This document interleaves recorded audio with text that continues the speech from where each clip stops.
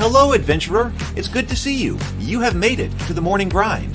Welcome, welcome. It's the live stream at the beginning of the Geekverse, where we talk about all types of topics in geekdom, gaming, and fantasy, with an emphasis on being constructive and creating the things that we want to exist in the world. It's all on the grind, Sizemore. Can't be too fine, can't be too coarse. That's exactly right. There are a lot of adventures to be had today. Dungeons to explore and monsters to slay, and who knows what a random encounter might send our way. That's why we have to prepare, so settle in now for the morning grind with your favorite beverage in hand. Tea? Or maybe something a little stronger. I've got a few bottles of the old Wynyard left. Whatever you want. Pull up a chair. If you're feeling fancy, how about a cappuccino? Or a frappuccino? Or how about an espresso? Just tea, thank you. Sounds good to me, Gandalf. Whatever you want. I'm just glad you're here. Everyone is welcome. You can just watch if you want. You don't have to worship anything you don't want to worship. Thank you, Mike. But be forewarned. Sometimes we get really strange characters around here. Wait, what's that you say? Why can't you come and be a part of the stream? My wife would disown me. Oh no, I bet she'll be fine with it. Come on in. Am I scared for my safety? No. What are we supposed to do? Everybody do the secret handshake.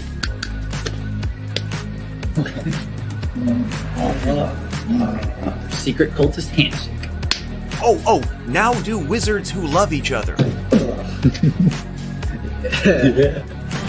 This, my friend, is a science. I still don't have gifts, but it's fine. It's all on the grind, son. Can't be too fine, can't be too coarse. Dude, this would be a sick place to bring the band. Indeed it would be, Dave. It really would. I'm seeing more people coming in. Welcome, glad to have you here. Oh look, here's someone new.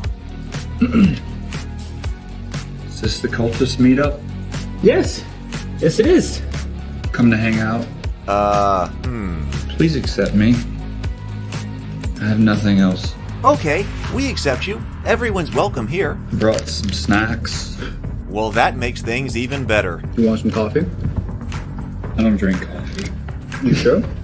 It's cultist coffee. What makes it cultist coffee? I'm a cultist and I'm drinking it.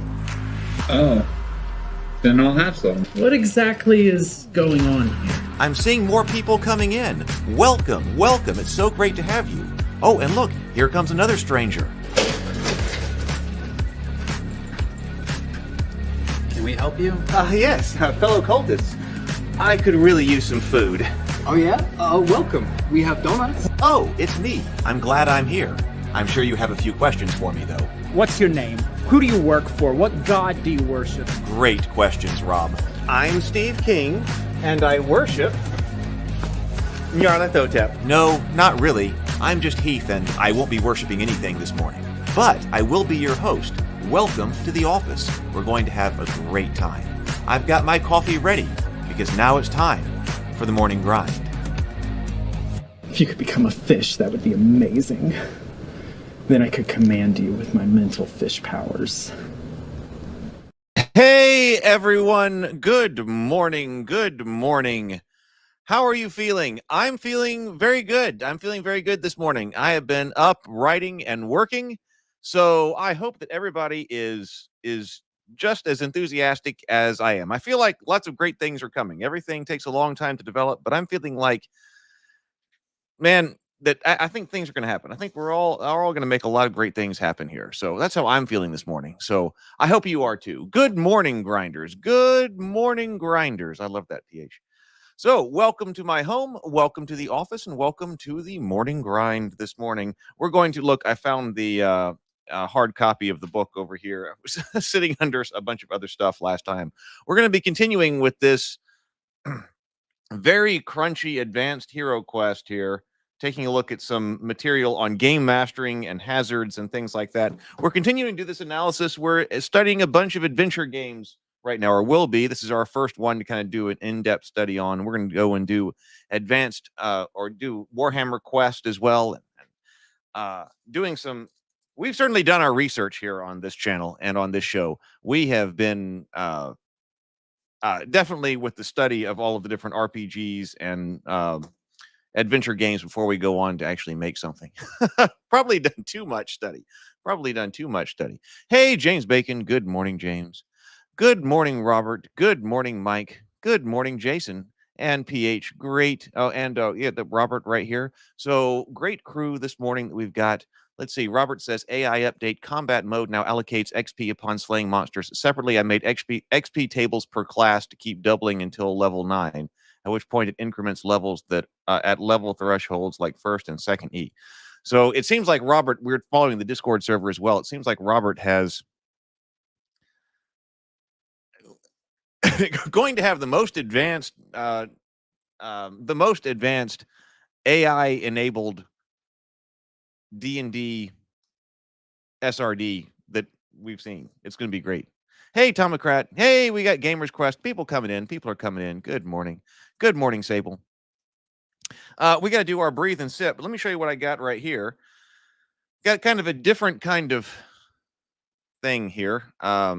This tumbler here. This is one of those double wall tumblers. I just got this in. Like I'm not sure what Shark Energy is here, but it's I got this as a sample for some new merch because I was thinking, I've got the mugs, and of course the mugs around here, but I just didn't like the mugs I've mentioned before because they break in shipping. I won't ever do breakable things like that again. Mugs are out. So the tumbler is next. I thought they were going to send me a sample like with the logo on it, with the Cultist Coffee logo on it, but they didn't send it. They just sent me the tumbler itself. But nonetheless, this is a really nice tumbler. So I've got my Mountain Dew Zero in it this morning. So I'm trying it out for the first time right here. So the Cultist Coffee logo. Well, I don't have it around here. You've seen it before. The takeoff of the spoof of the Starbucks logo. So on a black tumbler, I'm thinking that might go on it.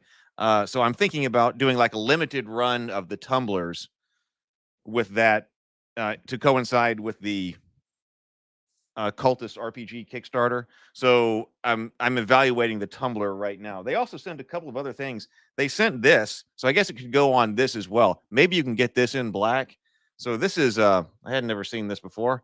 This is you screw off the top, and then there you go. There's your coffee cup right there. And then you screw the top back on here.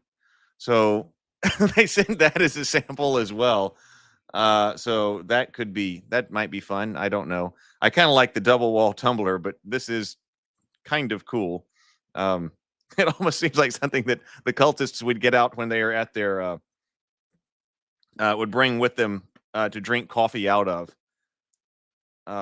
when they're headed to the park. I can see them on screen pulling this out. So they did send that.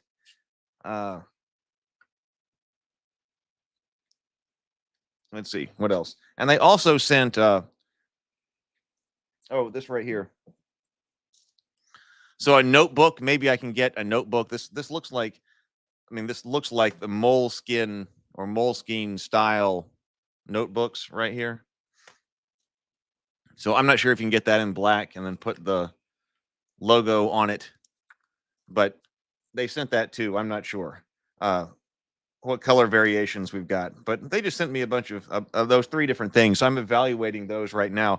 I do use something like this for my keeping track of my time and projects, but I actually just have the actual Moleskine notebook, and then I just put the vinyl sticker of Witch's Brew on it, which I'm going to get more stickers printed for the Kickstarter. So those more stickers will be printed for the Kickstarter if you want something like this. So anyway, that's another thing that's going on. Those just arrived at the house maybe day before yesterday, so I haven't gotten to evaluate them yet. So we will see how well it does with with our breathe and sip right here. We'll see if it works.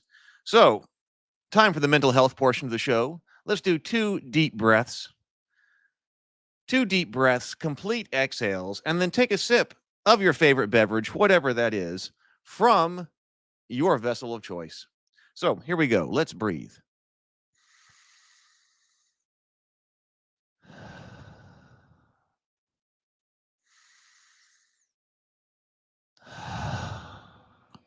And sip.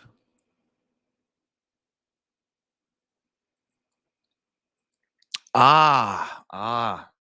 Oh, well, that sipped very nicely. That sipped very nicely. Let's do that again.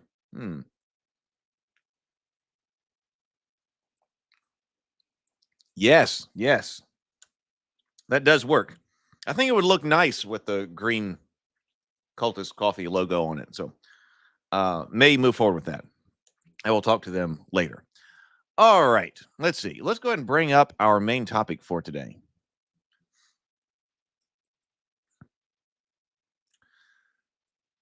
Advanced HeroQuest. This is taking us a little while to get through. I didn't think it would take as long as it is, but we're kind of going topic by topic here.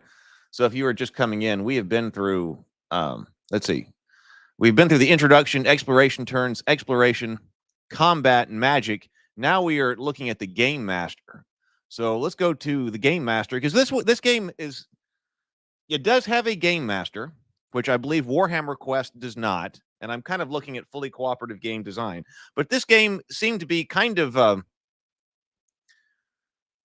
weird halfway point, because we've got the convoluted, complicated generation of the dungeon. And that's not necessarily, so it's not telling the game master to go make a dungeon before the game. That's done in advance. And then even when you are, that's not done in advance. It's generated there. And then even as you're starting to place monsters and by opening doors, that's determined. And then even the leader of the heroes will place the monsters depending on whether or not they were surprised or something. And then the game master can make an adjustment. But the game master then plays the monsters once they're on the table. So it's not completely just in the game master's hands. Let's get to page 24 and see where we're going here with this. Maybe there are some ideas that can move over to a game masterless, fully cooperative kind of game here. Now, this does say, this was funny. It says, warning, unless you're about to act as the GM in a game, don't read any further. This information is for the game master only. Heroes who read the pages beyond this point will be turned into frogs and aged 100 years. You have been warned. So, all right, there we go. That's the warning for everybody. So, yes, so Warhammer does have both a solo co-op mode and so there is a solo play in here.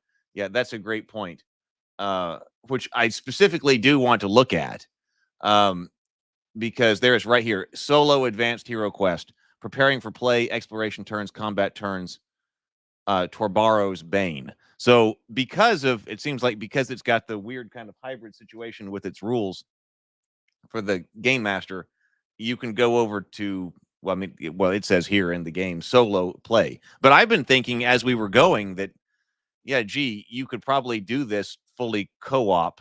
I don't believe there's a monster AI put into this. So the game master would just have, the players would have to come up with where the monsters move. I think maybe Gamers Quest can let us know. But they did go full solo advanced HeroQuest, which is advertised on the box because of its rule set. Okay, the Game Master. The Game Master has a very special job to do in Advanced HeroQuest. He does not control a hero. Instead, he tries to defeat them. It is he who controls the monsters that appear, reveals hidden parts of the dungeon to the exploring heroes, and generally seeks to outwit them. As the Game Master, let me turn off my AC.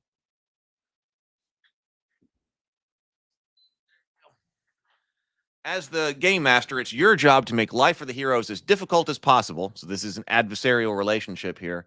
And to use the forces at your disposal with cunning, intelligence, and courage. But don't use the critical advantage you have over the other players. The fact that only you know when you're bending the rules. Be fair to the game, but also fight hard with what you have. This section summarizes the Game Master's role and offers some advice on how you should act. So this is also putting a lot more power in that sense than Zargon had in the original HeroQuest. So, duties of the Game Master. The following list outlines the GM's duties during the difficult stages of the game, different stages of the game. All of these actions are fully explained elsewhere in the appropriate section of the rules. Before the game, place all the dungeon counters in an opaque mug or cup. Yeah, you're drawing these dungeon counters that we saw. And actually, I think it was someone was talking about how much they liked the counter, the counter mechanic here, and was incorporating it into another game. Sort all the dungeon sections and have them close at hand. Set up the box with other components. Place the playing surface, a stairway section, and 2 passages leading to a junction. Okay, so this is telling the game master specifically to do that. Exploration turns. Look up the results of the hero player's exploration dice rolls in the various passages and rooms generation tables and place the new dungeon sections as they are discovered. Place discovered doors. The leader chooses what wall section the door appears, but you choose precisely where it appears in that section. I don't really know how that helps the heroes. I was thinking about that. Place discovered doors in the walls of passages and rooms. The player's leader, the hero's leader, chooses in which wall section the door appears, but you choose precisely where it appears in that section. I'm like, maybe there's some kind of advantage the players could get by putting it in one section or another, and I'm not sure, or it's just intended to make that collaborative. Roll the monster tables to discover what types of monsters have been discovered in layers and rooms. Make sure the expedition mapper records all details accurately for future reference. Oh, so the game master's going to be standing over the expedition mapper, including any undefeated monsters left in rooms the heroes have visited, walls that have been searched for secret doors, rooms searched for hidden treasure, and so on. That's the player's phase. Okay. Exploration turns GM phase. Roll a die. On the roll of a 1 or 12, draw a dungeon counter. Combat turns. Place or move monsters encountered in a dungeon section according to who has won the surprise roll. Move and attack, or attack and move with monsters. Roll for hits and damage according to the information on the monster tables. In quest rooms, if the heroes descend the stairs from a quest room, set up the next level below. If this is the first time they visited this level, set up a stairway, 2 passages, and 1 junction section, as with the original map. Otherwise, follow the expedition map.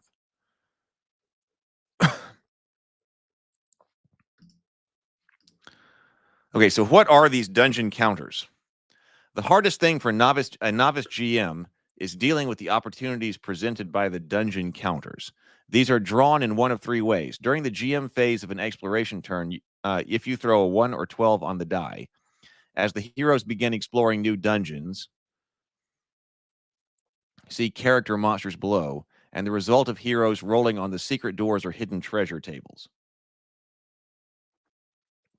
We saw that mentioned before when we were talking about time in RPGs, and also, for instance, like time spent searching for secret doors or hidden treasure tables or hidden treasure. How do you represent, or how do you make time significant or represent the time spent doing that kind of thing? Well, this game does that by, if you roll, so it's not keeping track of time specifically, but anytime you do one of those like long action searching like that, then you have the potential to put a dungeon counter in the game master's hand, which is presumably going to be used against you, but we don't really know how yet. We're about to find out. I don't know how hot it's going to get here in Alabama. Thankfully, I guess I can say this because we are almost over it now, but thankfully it has actually been a rather mild August. I mean, ordinarily August here in Alabama is just absolutely brutal. But it has actually been one of the more, July was actually, I felt like it was hotter here. So I was thankful to have a more mild August. And I say again, why every summer here in Alabama? Why am I still here? I should be spending summer elsewhere. Okay, so there are 6 types of normal dungeon counter plus the special character monster counters. Each has restrictions as to when it can be played. These are listed with the explorations of the counters below. So, for example, the wandering monster counters can only be played at the end of an exploration phase after the new dungeon sections, doors, and so forth have been placed. Dungeon counters can be played at the earliest appropriate moment after they are drawn or held for later use. You can always keep your counters secret until you play them. You always keep your counters secret until you play them. At the right moment, simply reveal the counter to the player heroes and announce that you are playing the counter. Choosing the right moment to play a counter is the art of the canny GM. Playing counters as they are drawn places the heroes under rapid pressure, but doesn't always hit them when they are at their weakest. Saving them up for a barrage at a time when they are low on wounds and fate points creates the greatest threat, but by then they may have found some magical items to offset this. Most important is that the dungeon counters are not saved between trips, so you can waste counters if you wait too long. All right, so what are they? Wandering monster. Play at the end of any exploration phase. this counter allows you to create a group of wandering monsters from the Wandering Monster Matrix. Oh, another table. The Wandering Monster Matrix. And place them near the heroes. The first monster must be set up so that it can be seen by at least one hero. It must be in line of sight, but as far away from the hero as possible. Any remaining monsters can be set up in squares that are adjacent to the ones who already contain a monster. So it doesn't pop up next to you like in the original HeroQuest.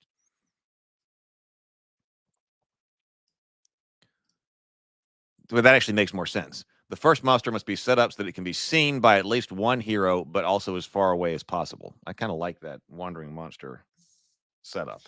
I mean, it's dramatic in here when they pop up next to you. And so wandering monster placement.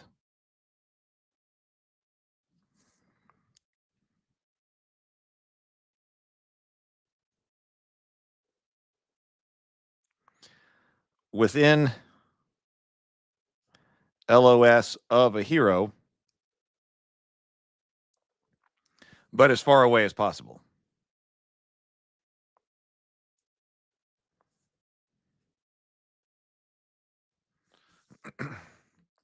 Yep, wandering monsters. Then the next turn will be a combat turn. I like that. I like that.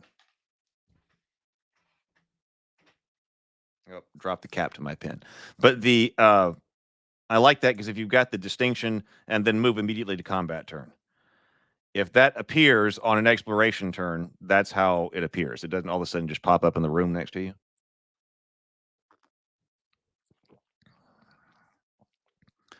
Move to combat turn.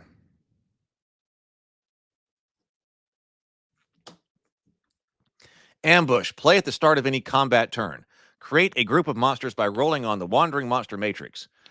I bet this gets complicated. You may add these monsters currently in combat with the heroes. If this is the first turn of combat, they must be set up in the same way as the monsters created for the room. If this is a later turn, treat them as wandering monsters and set them up as far away as possible along a line of sight. If a sentry is rolled on the Wandering Monster Matrix, treat this as an ordinary monster. Only one ambush counter can be played per turn. Oh, the system that I brought up yesterday on the Cultist stream, which was a fantastic stream, by the way. I dual streamed that on both the Table Talk channel and the Cultist channel. It's low stakes. So it's called Low Stakes. I'll put that in the comments. Low Stakes by Craig Campbell. And you can watch, actually, we went over that game twice, specifically on this channel, because one early on, and then the second time specifically with an eye toward making the role-playing game with it. And then we designed the role-playing game pretty much live online. So all of that's on the many of the live streams on this channel for Low Stakes and the Cultists. And good morning, Druid and Fuzz. If the Sentry, the first time we looked at Low Stakes, it was like one of the very first morning grinds. Hey, Michael. Good morning, Michael. Oh, hey, you know what? We should do a membership giveaway because it's the end of the month, and I think I lose the free memberships if I don't give them out. So let me go over to anything to get that set up.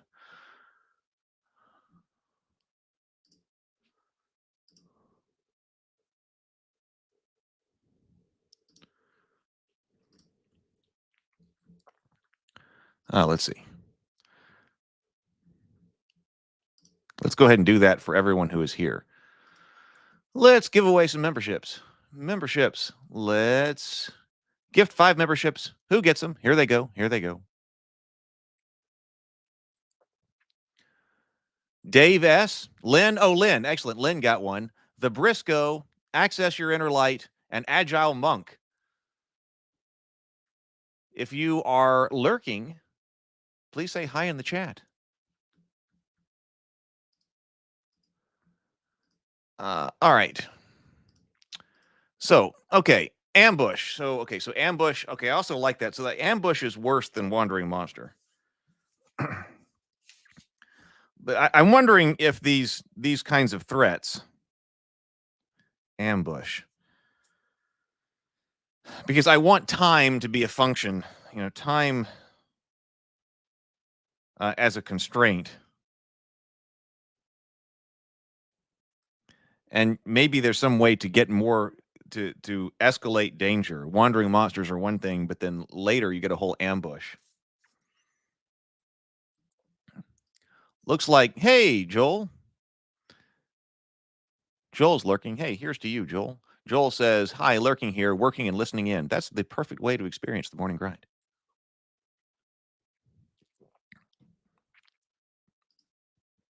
Good morning. Okay, so fate points. So it looks like the game master gets fate points too. Fate point. Play at any time during the combat turn. A monster selected by the GM can use a fate point in the same way as a hero can. Oh, that's pretty straightforward. Escape. Play at any time during a combat turn. Any one character monster may escape. Simply move the character monster from play. It will be available to attack the heroes later at a later time through the use of a character counter. Obviously, the character monster must be alive at the time. That seems rather arbitrary. I guess the fate points are rather arbitrary too, but the characters get them, the player heroes get them, and so here's an opportunity for the game master to all of a sudden pull out a fate point. But it seems like if somebody wants to escape, there was the escape spell. I'm reminded of the escape spell in the original HeroQuest. That, but that's actually a spell that a spellcaster plays, and then it whisks that character away to a predetermined location. This one strikes me a bit more arbitrary. Not sure I like that one quite as much. Character counter. Place any time when placing monsters. You may return to play a character monster who has previously escaped. Okay. Add it to those monsters the heroes have just discovered. If there are no previously escaped character monsters, use the next one you're due to receive, even if you wouldn't normally get it until later in the dungeon. Okay, trap. How are we handling traps? This counter can be played during exploration turns in the following circumstances. When a hero opens a chest, when a hero steps on a square in a passage that has not been entered before. I'm wondering how we handle traps, especially in the original HeroQuest, they're actually just marked on the map, so that makes sense. Then here, we've got a counter that says the game master may play a trap, in these circumstances. In a game like Gloomhaven, the traps are just known, so that that's already known to the heroes when they open the door. I heard that.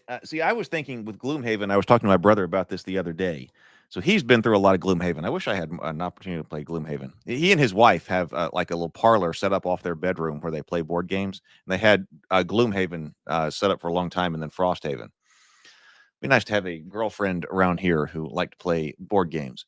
But in Gloomhaven, I remember I did play a little bit of Gloomhaven. You've got the entire board laid out, like when you're looking at the quest, the heroes kind of know the layout of the dungeon. You do know the layout of the dungeon. It's sitting right there for you. But he said he changed that in Frosthaven in a way that I was kind of thinking about. I was thinking, well, gee, if you could even have a video or something, like YouTube has the timestamps, and you could have the entire dungeon laid out. But if you start, and the video is going to guide you through the dungeon when you open a door or something like that. So you start the video and you just see the room that you're in. And then you've got like 3 doors or whatever. And each door has a different timestamp. So if you open door A, hit the right timestamp, and then that tells you what's behind the door and what to lay out. But my brother said that actually happens in the new Frosthaven, because it tells you, okay, instead of being able to see the entire dungeon, it's okay, you're moving through like door A or something, and you flip to another part of the book to look at door A. More complicated, but potentially worth it. Hey, Charlie. Good morning, Charlie. But I still don't know that. All that to say, I still don't know how that's handling the trap issue.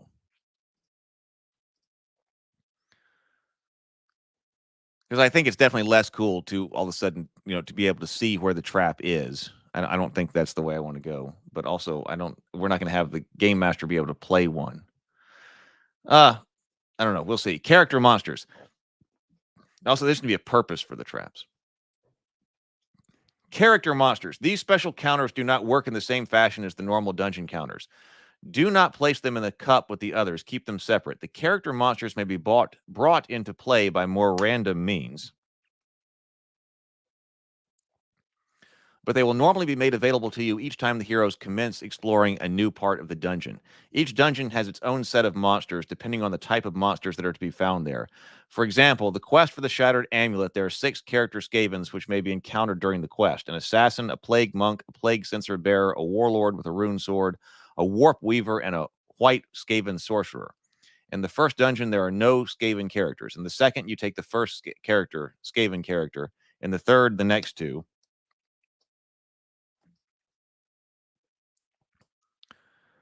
And then in the last dungeon, the remaining 3. This means if these monsters have survived by the time the heroes reach the last part of the quest, there may be 6 characters Skaven to face them. In other quests, the distribution and type of monsters may be different, of course. That was a negative here, that in HeroQuest you get this great variety of monsters, but in Advanced HeroQuest it was only Skaven. You can play these counters one at a time when placing monsters. However, each has only one use and is put aside after being played. The only way you can reuse a character monster is if it escapes and then returns for revenge. For example, you can use the appropriate dungeon counter to keep it alive. Character monsters are unique. Once they are dead, they cannot be encountered again under any circumstances. Character monsters fight to the best of their ability using any magical items that they have available. These items can be recovered by the heroes if the character monster is defeated. Those spell components used by the monster will be gone. As well as the 6 Skaven character monsters encountered for the quest for the Shattered Amulet, we provided 8 more character monsters for use in your own quests.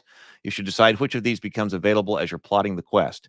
Choose each character monster you'll get, if any, at the start of each dungeon. You should try to make sure the chosen monster suits the other monsters found in the dungeon. For example, in an Orc lair, you might choose to have the Orc War Chief and the Ogre Chieftain as a Chaos Stronghold. In a Chaos Stronghold, you might pick the Chaos Lord, the Chaos Sorcerer, and the Greater Demon of Zinch. And of course, there's nothing to stop you from making your own character monsters suit the models in your collection. Okay, hazards. What did we learn there? What's the different things, the bad things that happen to you that I like? The wandering monsters, the ambush, okay, or trap, or activate a character monster. All right. Hazards. If the heroes have entered a hazard room, roll a die to discover what lies in it. Many rooms in a dungeon are empty. Others are full of monsters that are just waiting to get their hands, claws, or teeth into the heroes. A third type of room are known as hazard rooms. These contain interesting features that have survived since the construction of the dungeon, like statues and fountains, or have been infested by small creatures such as bats. Hazard rooms are often the most interesting rooms in a dungeon, as the hero never knows quite what to expect. They're also some of the most fun to invent if you're designing your own dungeons. Once you play through the hazard list below, it's time to start creating your own. You can add new effects to the features you've used and can come up with lots of new features yourself. Let the imagination really get to work. You can make these as simple or as complex as you like. Just keep them interesting, exciting, or puzzling for the players. There are floor plan pieces in the box for the chasm, the grate, the pool, and the throne. The non-player characters, statue, and wandering monsters should be represented by appropriate metal citadel miniatures or the plastic miniatures in the box. You don't need any models for rats, bats, or mold. I don't get to put out a mold miniature? Why not? Okay, so hazard table. Rolling a D12, we can get a wandering monster inside. We can get a non-player character, a chasm, a statue, rats or bats. I kind of like this non-player character idea. NPC in hazard room.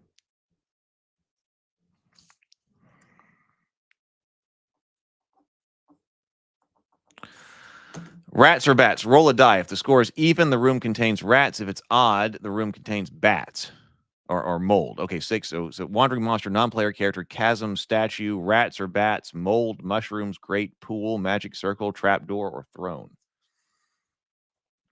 Wandering monster. Okay, you got to put in a wandering monster. Non-player characters. This hazard room contains a special human character. Each is a unique encounter, and once the character has been met with any of the dungeons, treat the encounter as a wandering monster result if you roll the same character again. So a non-player character could be a maiden, a witch, a man-at-arms, or a rogue. Kind of reminds me of like in the original Zelda dungeons when you're going in and you meet the old man will be in there, or like a fairy or something like that. I know. I noticed that last time we were talking about that. It actually says roll a dice. This game uses dice as singular for some reason when it's not. And that surprised me because I was reading it, roll a die. Wait a minute. That actually says roll a dice.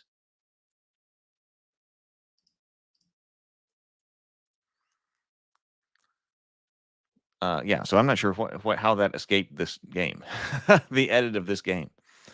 So suitable Citadel miniatures exist for all these types. You can use one of the henchman models with a special colored base.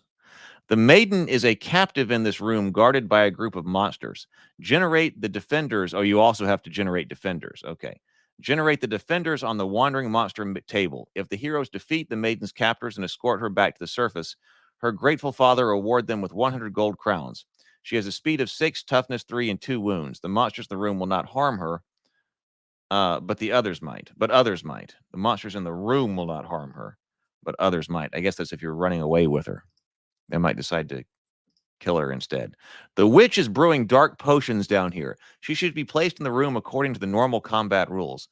The heroes have 1 combat round to either cut her down. Oh, cut her down. I was thinking, was she tied up someplace? What? No, to either cut her down, as in kill her, or close the door between them. If she is still alive after that round, she will teleport herself and half of the hero's gold crowns to some distant place. Oh, so you don't I thought you were going to get potions from her. I thought she was going to be something.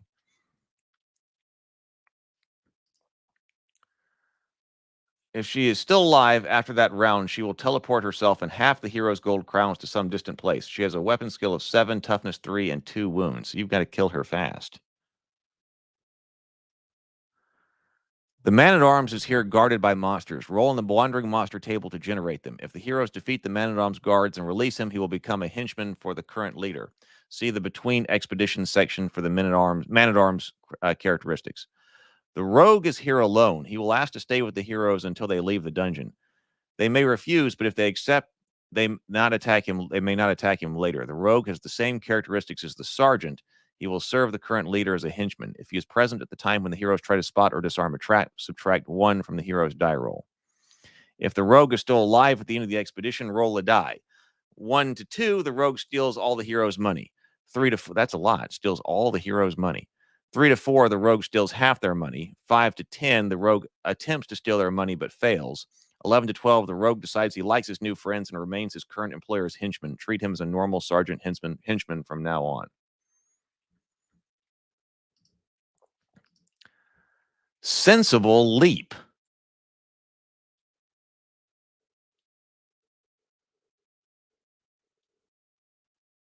Oh, chasm. Okay. I was like, what's inside there? A sensible leap. How did I roll that? So that's part of the chasm. That's still funny, though. Inside this room is a sensible leap. Okay, chasm. Using the special, so here's like the chasm tile. Use the special chasm section as indicated below. Refer to the wandering monster matrix to create a group of monsters who are on the opposite side of the chasm. Also place a door and a treasure chest on the far side of the chasm. As the heroes now have 4 choices. A heroic leap. They may attempt to leap across the chasm. Roll a die for each hero that attempts this, and if the result is equal to or more than the hero's speed, or equal to or less than the hero's speed, he will succeed. If the roll is more, the hero will fall into the chasm, never to be seen again. The hero may spend a fate point to convert a failed attempt to a success. A leap counts as a move. Well, I don't think I would try that unless I have a fate point. You may make a more sensible leap. I guess it's sensible leap as opposed to, well, the heroic leap, which did seem rather irrational, unless you have a fate point with you. Okay, so a sensible leap. If the heroes have at least 10 feet of rope, one of them may leap across the chasm with one end tied to his waist and the other end held by one or more of the other heroes. Obviously, those holding the hero making the leap must be on the same side of the chasm, although it doesn't matter if the leaper is on the other side. Treat this as a heroic leap, but if the roll is failed, the heroes holding the rope may be able to save him. Roll a die for each hero holding the rope. If anyone manages to roll equal to or under his strength, the leaping hero is saved and can be hauled back to the same side of the chasm as his saviors. Only if all fail will he be lost.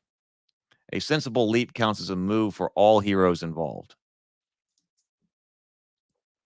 Okay, or you can make a rope ladder. If the heroes have 20 feet of rope and 10 iron spikes, they may make a rope ladder.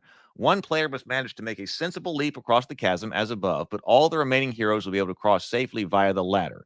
It takes one exploration turn to build the rope ladder, and this is exploration turn, not combat turn. It takes one exploration turn to build the rope ladder, so your heroes aren't, if you're doing it this way, are not coming across to you in combat.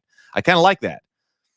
Of course, this cannot take place as long as there are monsters in the room, or you can just cut your losses, close the door on the jeering monsters, and look for easier pickings elsewhere. Statues in the room. Standing in the room is a statue with a single gigantic ruby as one of its eyes, as one eye. The hero may attempt to remove the ruby. If the hero tries, roll one die. The hero is immediately cursed on a 1 to 2, and your fate points are reduced to 0. 3 to 6, animated statue. The statue comes to life and attacks. The statue may not leave the room. It has a weapon skill of 9, toughness 8, speed 6, 8 wounds, and rolls 5 damage dice, so it's tough.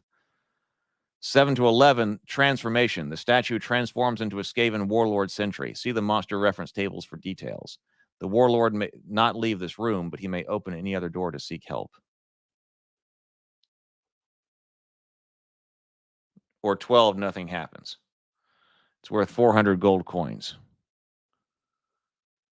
Oh, I see Greek fire in here. Well, lots of information on different hazards. So these hazard rooms are fun. So rats. The floor of this room is covered with a living carpet of vicious rats. The heroes have 5 choices. Rat poison. If the heroes have any rat poison, they may use it to kill rats. This will take one exploration turn during which they may not do anything else. I guess you got to buy some rat poison. Greek fire. If the heroes have 2 flasks of Greek fire, they can use them to flame the room and kill all the rats. This will take one exploration turn, during which they may not do anything else. One flask doesn't kill enough rats to have any effect. Magic. The wizard may cast the Flames of Death spell to clear the room. Fight it out. The heroes can wade into the rats. There are 60 of them. Each hero who enters should roll a die each turn. Treat these as exploration turns. The result being the number of rats killed. If the dice rolls a 1 to 4, the hero suffers 1 wound from rat bites. Wounds inflicted by rats may not be canceled. Wounds inflicted by rats may not be canceled by spending a fate point. I wonder why they call that out specifically. Rats overrule fate? I guess so.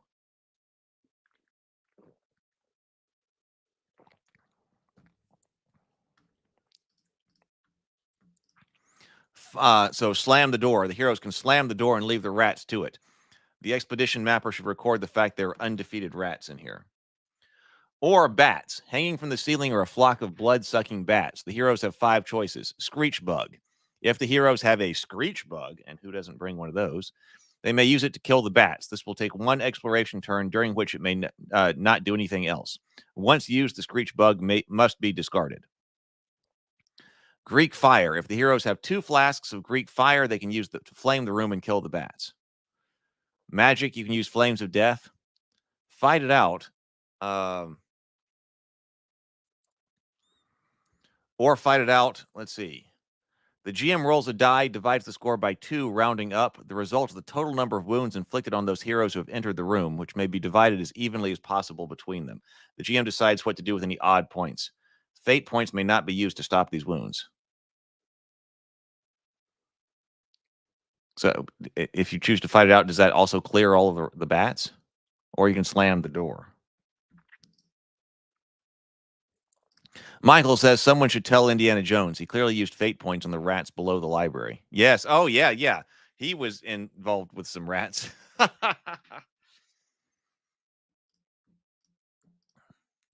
Mold. This room is covered with mold. The heroes have 3 choices. Okay, Greek fire. If the heroes have any Greek fire, they may use 1 flask to burn the mold. 2 is wet hankies. The heroes may tie wet cloths across their face and attempt to cross the room. Each player should roll a die. 1, deadly poison. The hero must spend a fate point or die horribly. 2 to 6, poison. The hero loses 1 wound unless he spends a fate point. 7 to 10, irritant. The hero's weapon skill is reduced by -2 points for the next combat, after which it returns to normal. Or 11 to 12, no effect. The hero crosses the room safely. Slam the door or you can leave.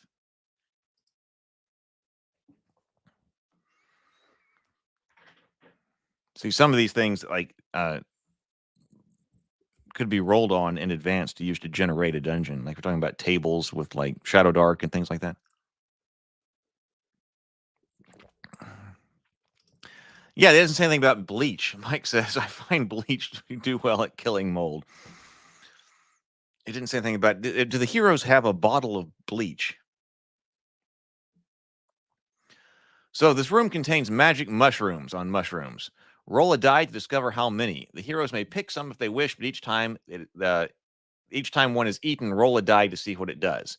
D12, 1 to 2, deadly poison. The hero will die horribly unless he spends a fate point or drinks a healing potion. Whatever happens, the mushrooms may be used as rat poison. Okay, so if you find some mushrooms, you can make up some rat poison. Sleeping mushrooms. Okay, so this is what happens if you eat them. So the heroes may pick some as they wish, but when you eat them, this is what happens. Sleeping mushroom. The hero falls asleep. Roll a die. The hero will be KO'd for that many turns. 4 to 6, polka dots. The hero's skin break out in a rash of red, green, and yellow polka dots that will not fade for several days. Otherwise, the mushroom has no effect. Strength. Eat one of the mushrooms at the start of each combat turn. For the remainder of that combat, eat one of these mushrooms. Roll 1 extra damage die with any hand-to-hand weapon. We've got a speed one that doubles the speed, and then also the healing mushroom will restore all lost wounds. Yeah, I know. That's what I was going. What does that mean? That mushroom table doesn't make sense if you can't know ahead of time what they do, since some of them require being used at the start of a combat turn. I agree. So this says a hero may pick some anytime they wish, but each time one is eaten, roll a die to see what it does. I guess the way that's written, I would have to adjudicate that you're eating it, you're sampling it. Okay, you can choose to eat it as a sample.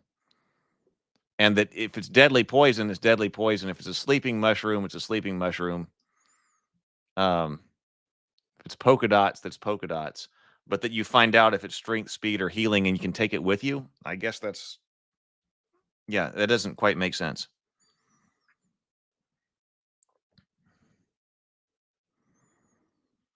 Yeah, but how many bites do you get from one mushroom? So I guess it has to be, yeah, this is not done well, but it have to be like a sample, and then you have to eat the whole rest of the mushroom. Then you know what it does, but I guess you'd have to eat the whole rest of the mushroom.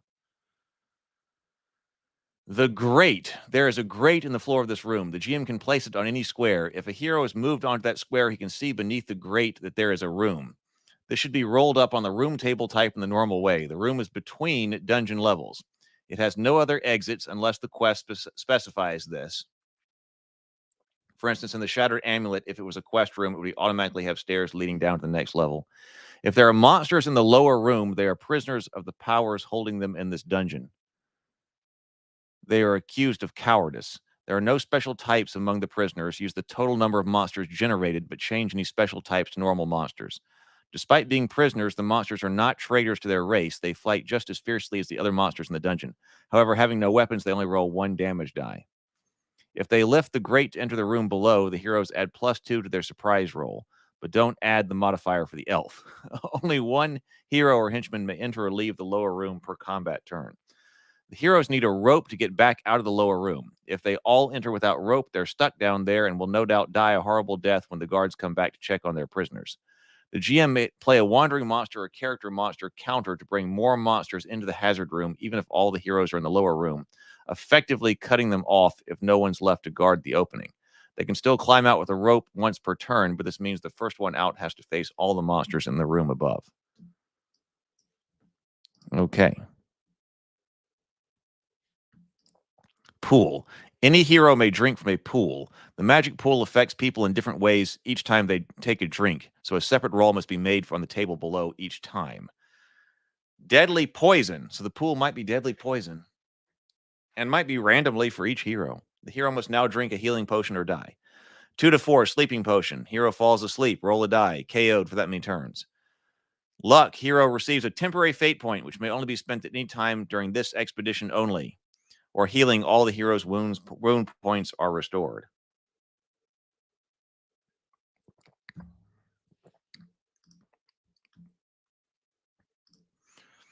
Magic circle. A large magic circle representing the great wheel of magic is drawn on the floor. GM may place it anywhere in the room. If a hero or henchman moves onto the circle, roll a die. Can be cursed. You can lose a fate point. Summon wandering monsters. Nothing can happen. Filling a wizard with magic power, allowing him to cast his next spell without any components. Healing. 1 wound healed. Fate. An extra fate point to use this expedition.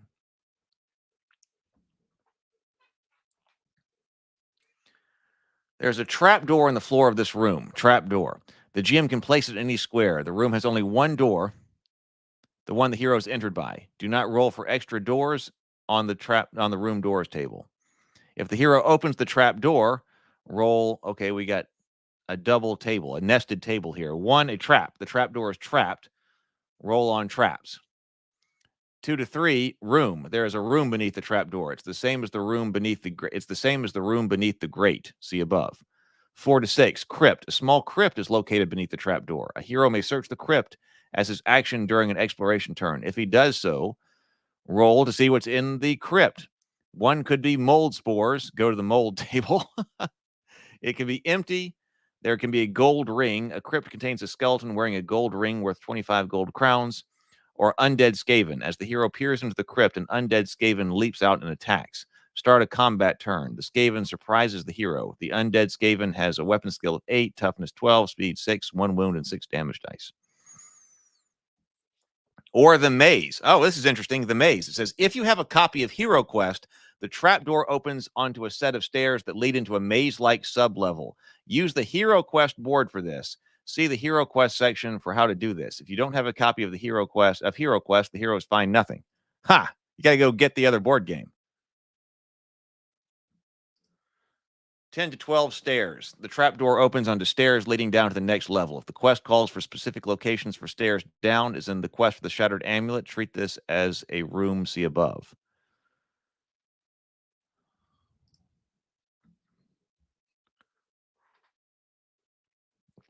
Throne. There's a large ornate throne at the far side of the room in which sits a figure with a commanding demeanor.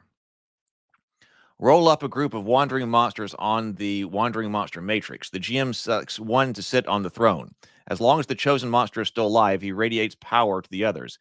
Add +1 to their toughness and roll 1 extra damage die. The monster on the throne may not move, but he can attack. If killed, the monsters lose their bonuses, even if another monster sits on the throne. No effect for heroes.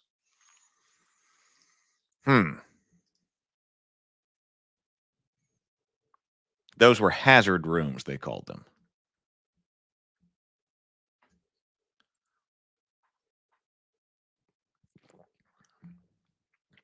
Let's see about treasure. I bet this is a long section. Oh, not all that long. All right, let's see about treasure. Let's do treasure. So treasure, second only to fame and glory. The thing closest to any hero's heart is the discovery of a vast hoard of treasure. The dungeons and hallways burrowed out beneath the surface of the Warhammer world are filled with ancient relics. Hidden chests with gold and magical treasures are awesome power. As a just reward for their brave expeditions against the monstrous denizens of the underworld, the heroes can acquire magical weapons, scrolls, and potions to help them in future battles, and gold to pay for henchmen and buy equipment. Treasure may be found concealed in long-forgotten hiding places if the heroes successfully search for hidden treasure. See the rules in the exploration turn section. Treasure is also possessed by monsters. Most monsters carry gold crowns with them, and those may be looted if the monster is killed, provided the heroes don't run away when combat is over. Character monsters may have special weapons or other magical items. Yes, the monster reference table tells you how much gold and what magic items are carried. The other place that monsters store treasure is in their lairs. Here, in huge iron-bound chests, they keep the communal treasure of their band. If the heroes find a quest room, so quest room, that's different than hazard room, or kill the monsters defending the chest, they can open and take the treasure stored inside. Roll a die on the treasure chest table and see what the chest contains. Here's the treasure chest table.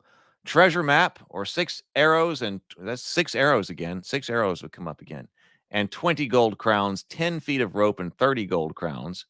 2 flasks of Greek fire, necessary for getting rid of rats and bats. 50 gold crowns, 100 gold crowns, 150 gold crowns. A screech bug, that was necessary for something. Was that bats? And 50 gold crowns. Rat poison. Oh, what's in the treasure chest? I keep rat poison in my treasure chest. Rat poison and 50 gold crowns. I guess that rat poison is there to make sure the rats don't eat the golden crowns. 200 gold crowns, 1 potion, see below, and 50 gold crowns, or a magic treasure. Remember that heroes and henchmen can only carry 250 gold crowns each. I did not remember that. That is, that may have to therefore they may have to leave some of the treasure behind. If this is so, the expedition mapper should mark down how much treasure is left. If the heroes come back to the area of the dungeon they have not already burdened, they can take the rest of the treasure. Of course, they have to kill the new group of monsters that have taken over the lair. So there's a limit to the amount of gold you're going to be able to get out of here. Hard limit. Hey, good morning, TSL Frontman. So, yeah, this Sable says, frankly, not good game design to require the players to stop the game, go grab another board game and set it up, and then begin playing. Yeah. And that's the big difference between, oh, I don't have the game, so nothing happens, and then, oh my God, there's the HeroQuest maze beneath there.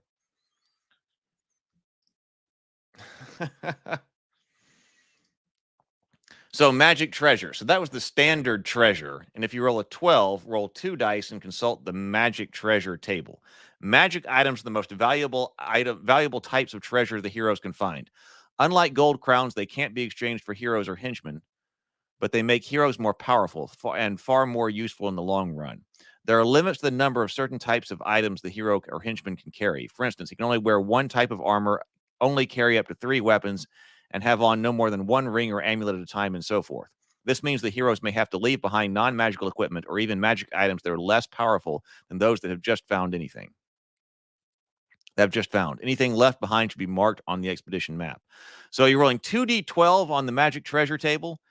2 is Dawnstone, 3 to 4 is Amulet, 5 to 6 is Wand, 7 to 8 is Ring, 9 to 10 is Shield or Helm, 11 is Weapon, 12 to 13 is Scroll, 14 to 16 is Potion, 17 is Arrows or Bolts, 18 to 20 is Bow, 19 to 21 is Sword, and 22 to 24 is Armor.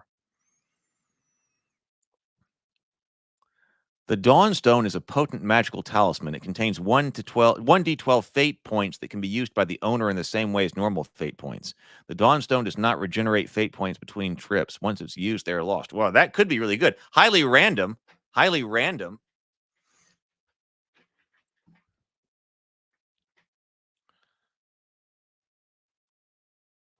What? Well, it depends on whether or not the monsters are sentient, right? Like, I can see the Skaven and orcs and, like, monsters with society wanting gold.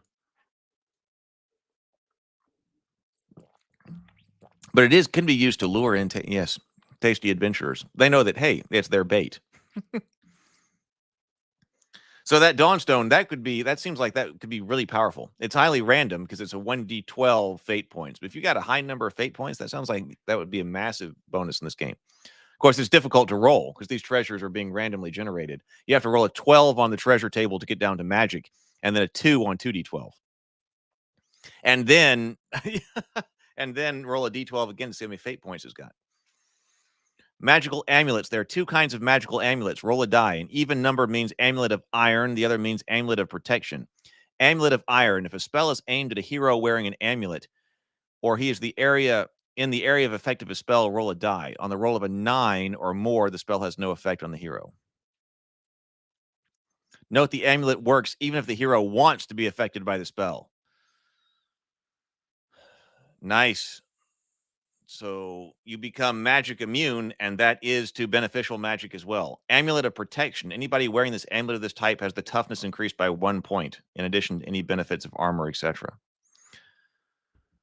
Oh my lord, we got lots of magic wands here. A magic wand may be only used by the wizard. Each magic wand contains one spell chosen at random from the table below. Roll a die. The wand has that many charges. Each time it's used to cast a spell, the charge is used up. Keep a record of the wand's charges. Note the wizard does not need to use the spell components to cast a spell stored in the wand. So we've got magic wands that can have all of those spells we looked at when we looked at magic in there on a 2d12 roll. Magic rings. There are 2 kinds of rings. If you find one, roll a die. Ring of Protection level 1, Protection 2, Protection 3, Magic 1, Magic Protection 2 and 3. Levels of Rings of Protection. These add to the wearer's toughness. A level 1 ring adds 1 point, a level 2 adds 2 points, etc. Rings of Magic Protection. These protect I mean, I like a lot about this game.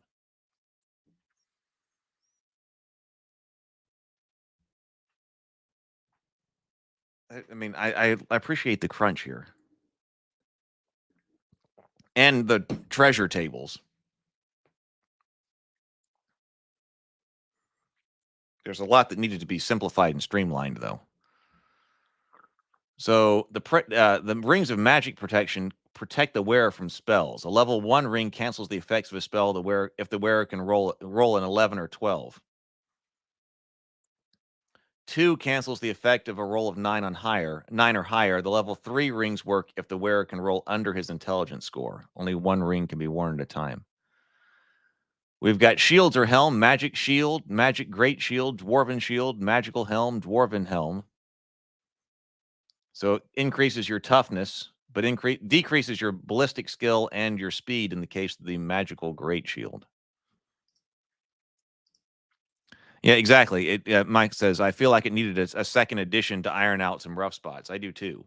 And in some ways, I'm kind of thinking that Warhammer Quest became its second edition.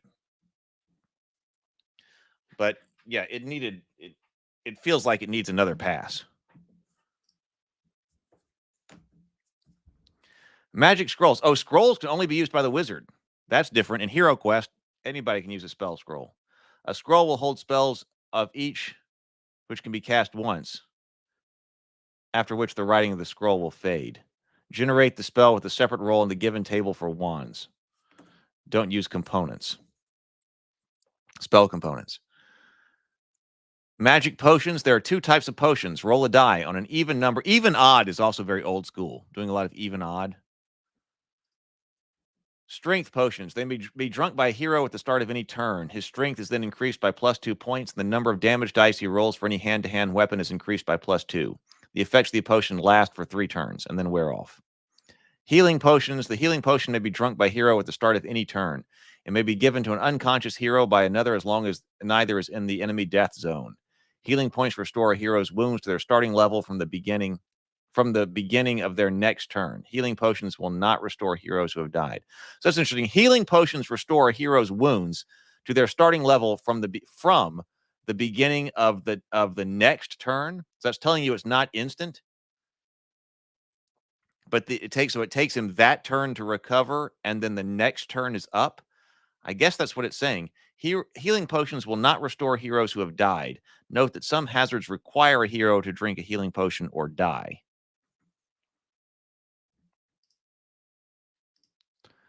I mean, in a certain sense, that's kind of what I want to do. So, this is between HeroQuest and Gloomhaven, but it's not very elegant. It's missing some elegance, I think. And when people talk about simplification and streamlining, streamlining, perhaps making it more elegant, like there's no way that I would sit down and play this with my nephews. It's just not like I haven't been able to get somebody to sit down and play it anyway. There's no way this would be something that I would sit down and play with my nephews. Too cumbersome. So streamlining doesn't mean like simplifying to a stupid level, but this requires some streamlining in order to get it functional for the type of gamers I'm talking about. We do have magic weapons: dagger, spears, axe, halberd, double-handed sword, double-handed axe. The table shows the damage dice for each combination of weapon and strength. Normal rules and restrictions for the different types of weapons apply. I roll the following table to see the weapon type. And of course, this gives you the damage based on your strength. We figured that out, that your strength across the top and then what your damage is down here. And you got to have a certain strength in order to wield certain weapons. Magic arrows are bolts. There are several types of arrows and crossbow bolts. Roll on the following table: arrows of death, bolts of death, arrows of true flight, bolts of true flight, arrows of the assassin, bolt of the assassin. Death adds +1 to the number of damage dice rolled for a successful hit. True flight, always hit their target, no roll is required. The assassin, a hit by one of these causes critical damage on the damage die roll of 10 or more. It also tells you the number that you find.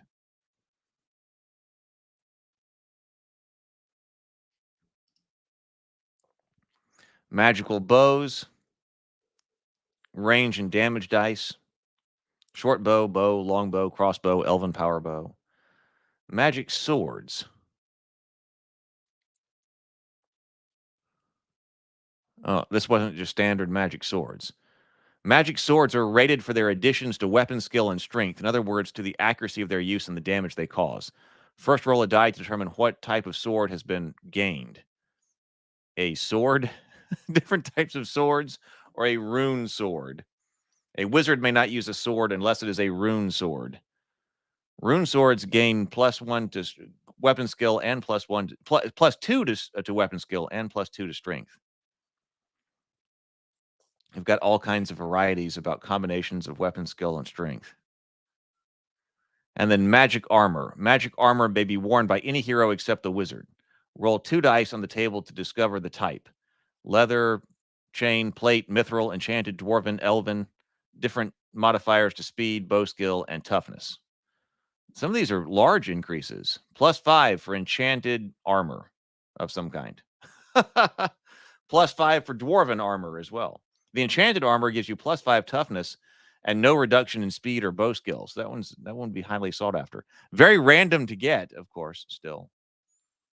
Elven armor gives you +4, but a -1 speed. And then here are the characters.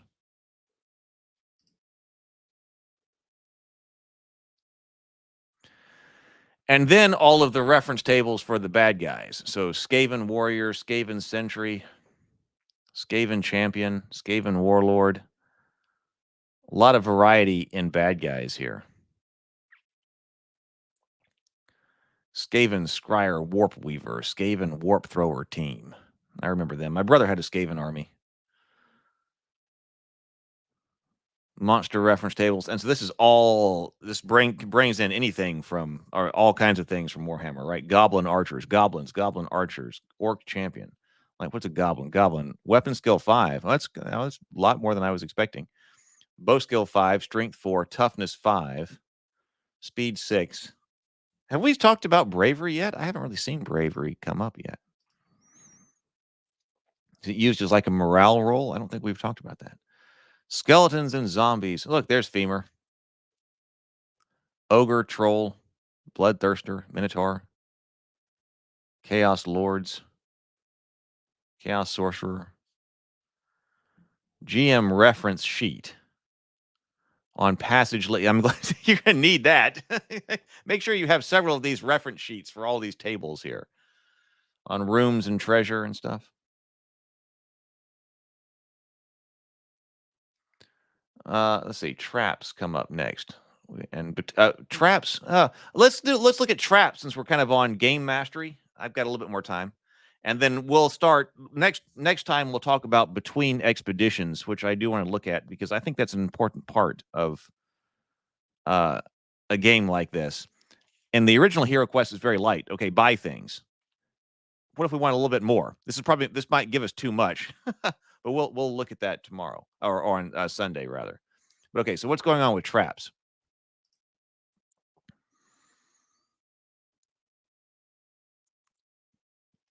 Bacon says, I like Skaven well enough, but I'm playing a horde-style army. I'm playing greenskin. I would like to, I would do, just goblins everywhere. Goblins everywhere.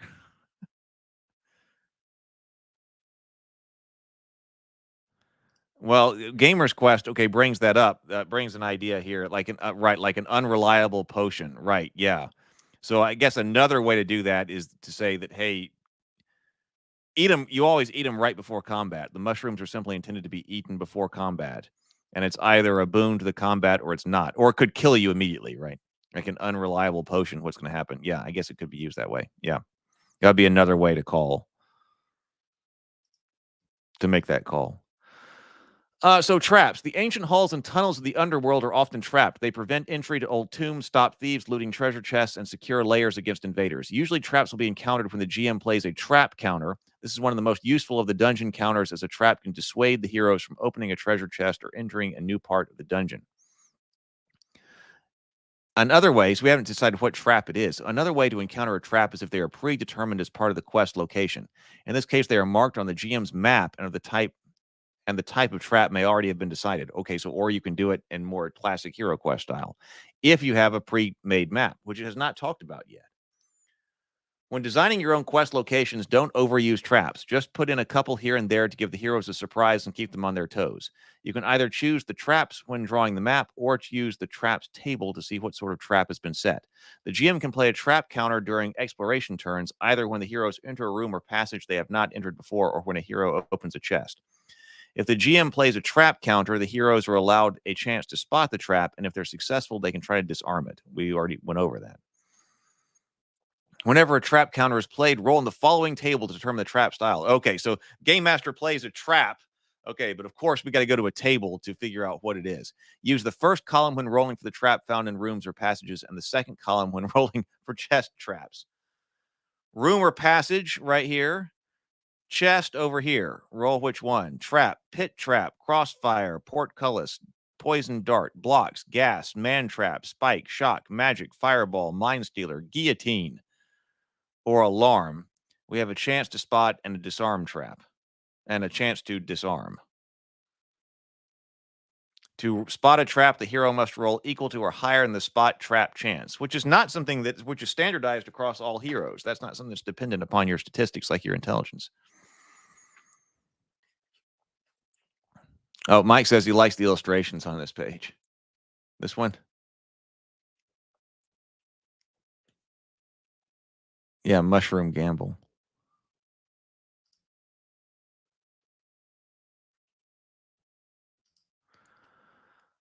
So pit traps. These traps can be spotted but not avoided. The hero who sets off the trap falls down a deep pit. Roll a dice.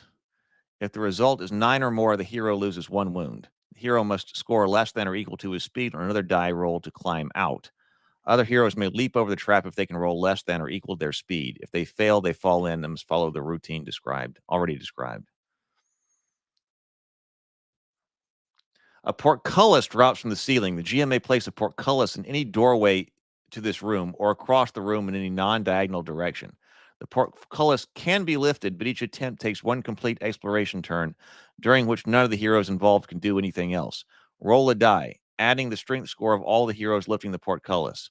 If this score comes to 20 or more, the portcullis is lifted long enough for any heroes who did not take part in the lifting to roll underneath to the other side. That's a big deal. It should follow this. These heroes must then lift the portcullis to get them out. That's quite a big deal. Gamer's Quest says, I made a mushroom treasure card for HeroQuest.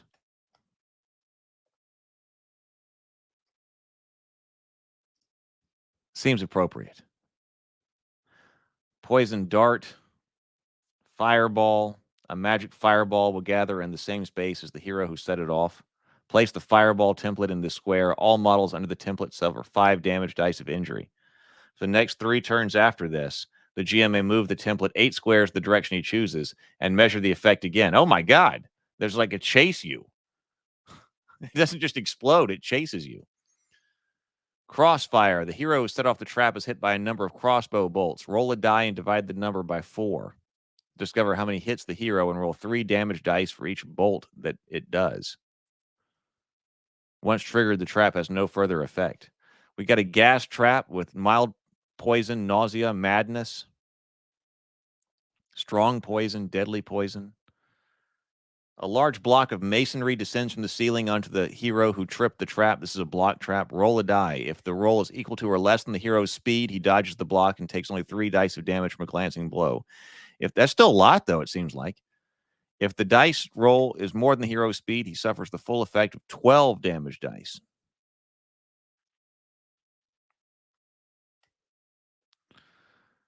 Man trap. So these traps can be vicious when the game master plays a trap.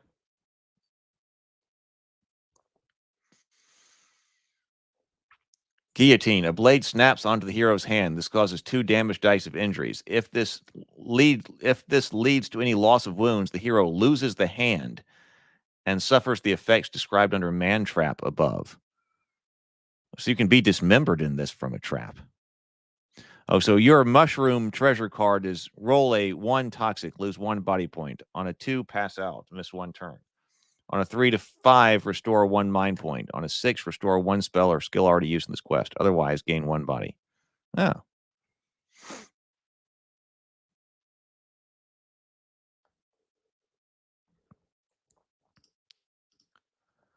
So the man trap, the brutal jaws of a man trap close on the victim's hand, chest trap, or leg, room, or passage trap. Roll 4 damage dice for injury. If any damage is caused, the victim will suffer traumatic loss of limb. Heroes who suffer who will lose a hand suffer immediate loss of half of their weapon skill. You're like Jaime Lannister here. You may not use any type of bow nor any 2-handed weapon. Wizards may not cast any spell which requires 2 or more spell components. Heroes who lose a leg are even worse off as they lose half their speed round up. May only move 8 squares in exploration turns, may not use a shield, and may not use a 2-handed weapon. These injuries may only be healed between expeditions. So you can recover from a catastrophic amputation between quests. I wasn't prepared for that to be in here. That's also old school, and it's kind of arbitrary. Like, we're not like, so in general combat, I didn't see anything about, okay, you're going to have your arm or your leg cut off. But when it comes to these traps, we can have an arbitrary dismemberment. Yikes.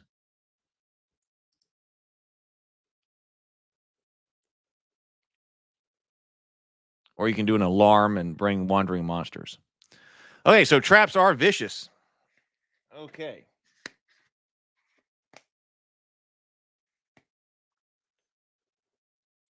All right. I am going to get out of here. I have enjoyed this conversation with you this morning. So, all right, I think this was very interesting. Or you can get a hook hand and a peg leg. Oh, Mike says in order to replace those in between expeditions. Makes sense. Get a hook hand or a peg leg. In between expeditions. We'll have to look that up. So that'd be next. In between expeditions. So yeah, all right. So lots of good ideas here. I have got a lot of things to do, and unfortunately I've been stung by like wasps again. So I'm not even sure if my leg is swelling. So we're going to see about that. Okay. So everybody, I will see everybody later. I'll see you in the Discord server. Lots going on. And I will see you Sunday to continue with the Advanced HeroQuest. Talk to you later, everybody.